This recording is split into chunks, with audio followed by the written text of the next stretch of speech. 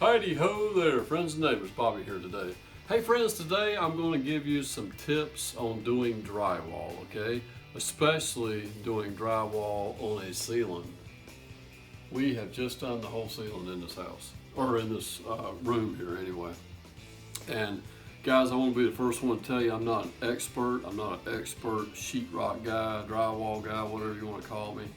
But I can do this. I've done enough of it in the past, and I've got some tips here and some tools that I want to show you that will hopefully make this job helpful for you in case you decide to tackle this yourself, okay? Now, an experienced sheetrock man, he would have already had all this done, and he'd have been out of here, it'd been painted and everything. So like I say, it's going to take some time, it's going to take some patience. So bring the camera right over here. We'll start by talking about some of the basic tools and supplies that you're going to need to do this job, okay? On this table here we have some various sandpaper items, okay?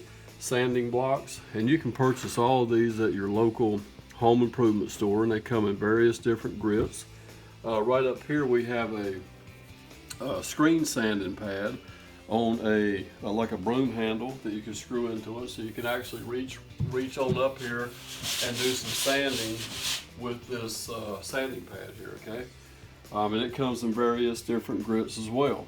So that might be some of the sandpaper supplies that you might want to purchase. Now let me tell you this before we go too far. Bring the camera up here. I'm going to show you what you're going to need, because you're going to be standing above your head, all right?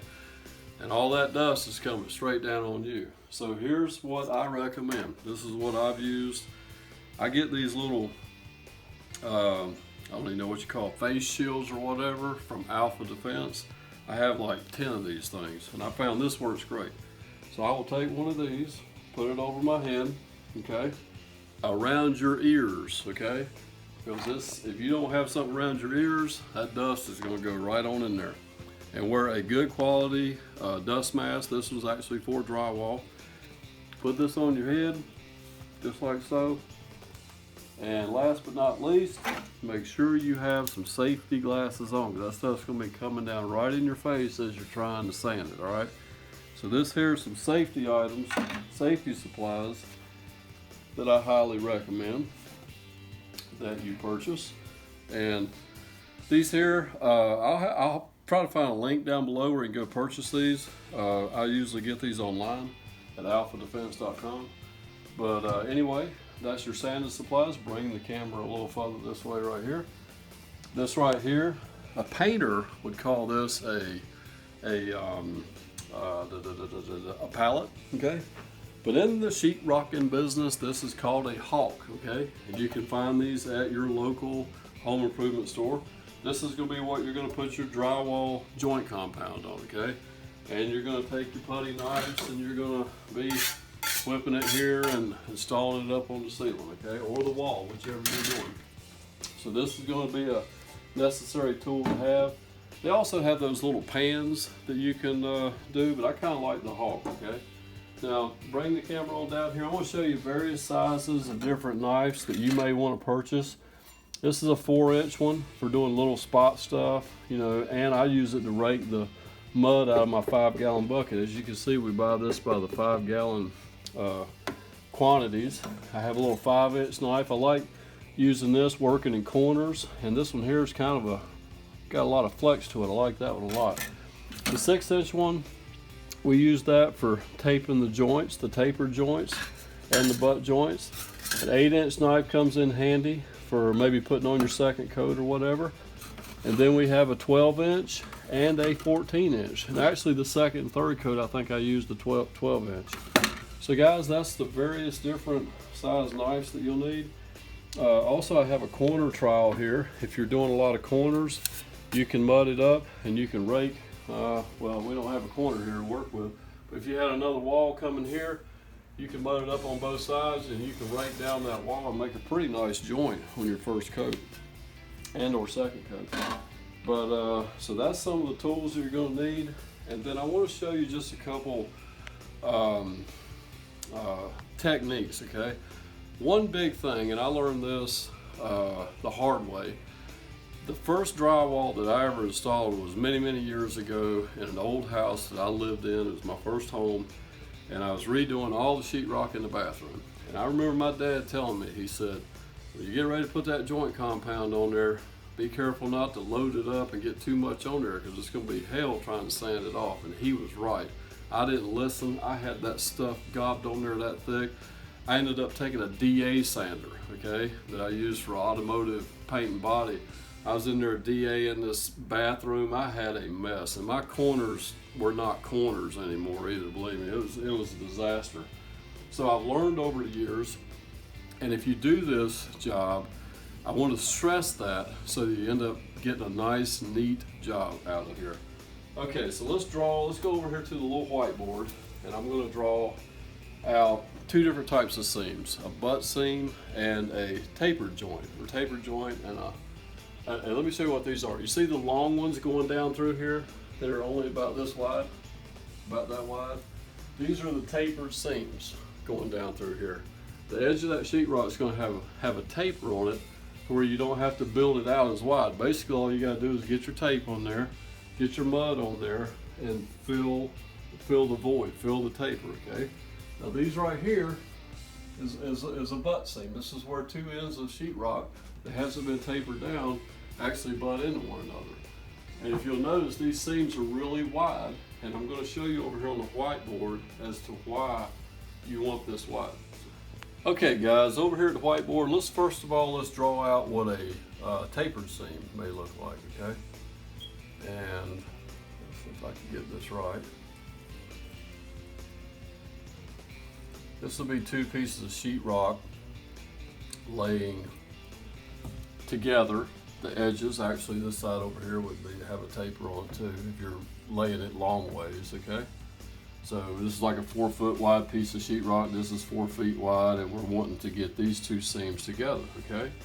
Now, what you would do, you have to tape these joints, and here's what the tape looks like. It's just paper tape. It's about 2 inches wide, okay?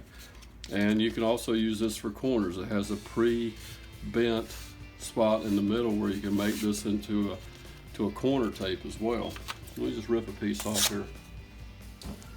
And actually, this will actually fit in this groove, okay? Although this taper is a lot bigger than this. You would start by laying some mud in here, okay? And then you would lay your piece of tape in there. And then you would take a trowel, like this 6-inch trowel right here, and you would go down that whole seam, and you would actually squeeze out any excess mud, being careful not to squeeze out too much mud, because you need enough there to where the moisture in that mud can soak into that tape to where it can actually bond properly, okay?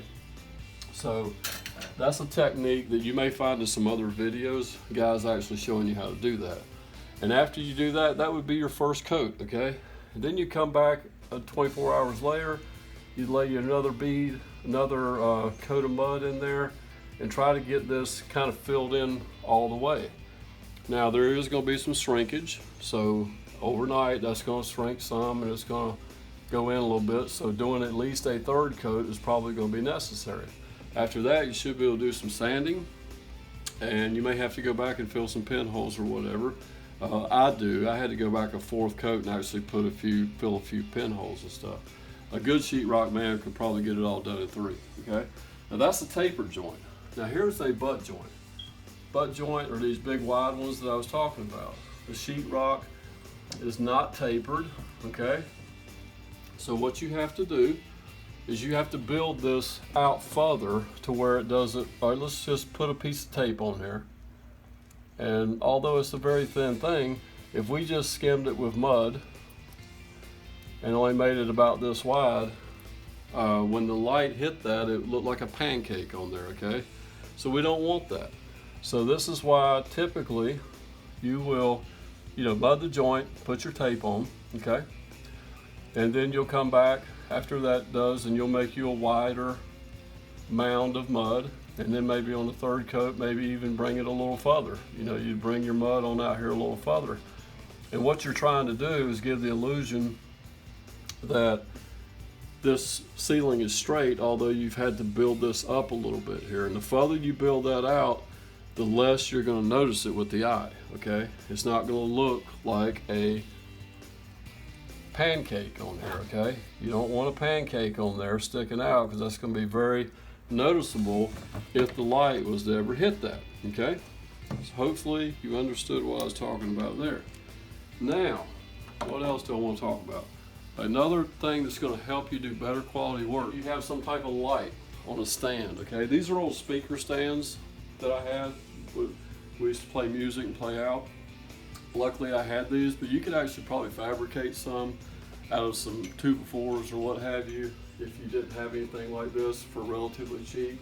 And these lights here, you can purchase these at home improvement store for like a couple dollars a piece and put a light bulb in them.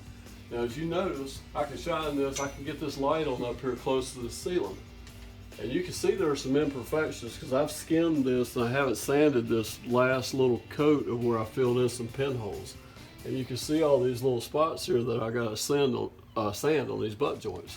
Now, if I flip the light off, you really don't see a whole lot of that on the ceiling. You may still see a little bit, but if you can put that light up there close to it, you're going to see all your imperfections and hopefully get a better quality job when you're done. Okay guys, that pretty much wraps up everything that I know about doing drywall, okay? And hopefully I haven't scared you from trying to do the job yourself. It's not, I mean, it is kind of a difficult job. One of the biggest things is actually hanging the drywall, especially if you're hanging on the ceiling. And I highly recommend renting a sheetrock lift, okay? You can get one of those from your home improvement store for about $40 a day. It's money very well spent, because otherwise you're gonna have to have 2 or 3 people helping you lift the sheet in place and trying to screw it down. So with that tool, you could actually do this job by yourself. That would probably, I'd classify that as probably one of the most difficult parts of it is actually hanging it.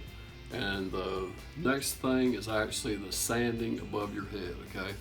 But if you can handle those 2 things, you can see this to completion and actually get the job done right. Just be patient. Try not to put a whole heck of a lot of mud on there at one time. Do it in small coats. Do 1 coat, 2nd coat, 3rd coat, and waiting approximately 24 hours in between. And do your sanding and go back and look with your light. If you see imperfections, there's no shame in going back with a 4th coat and actually getting all those little pinholes and low spots filled in. Okay, we are going to, we didn't actually film this as a video of us actually doing it, okay? But we do have a lot of pictures and we're gonna post those at the end of the video if you wanna see how we kind of done this as we went along. Now, we'll also mention, I keep thinking of all these things to mention, there are a lot of professional drywallers that have some really good videos here on YouTube, okay? They make it look easy, okay? It's not that easy unless you're doing this type of work every day, but they still are worthwhile to watch those videos just to see how these guys are taping joints and putting their 1st coat on, putting their 2nd coat on, the way they're doing corners and everything. It's probably not gonna work as easy for you if it's your first time picking up a trowel and spreading mud, but it will be helpful just to see how they're doing it. Okay folks, hey, we're done with our ceiling project. We've actually got 2 coats of ceiling paint on there now, and I think everything turned out pretty good. Like I say guys, you can do this. It's a lot of work, it really is. Everything from hoisting up that sheetrock and screwing it down, to mudding it, taping it, mudding it again, mudding it a 3rd time, and if you're not a professional like me, I had to go back a 4th time and hit a few spots. Finally got it all sanded out, and I think we got a pretty good looking ceiling here today. Friends, thank you for watching the video today. Don't forget to like, comment, and subscribe, and we will see you next time. Take care.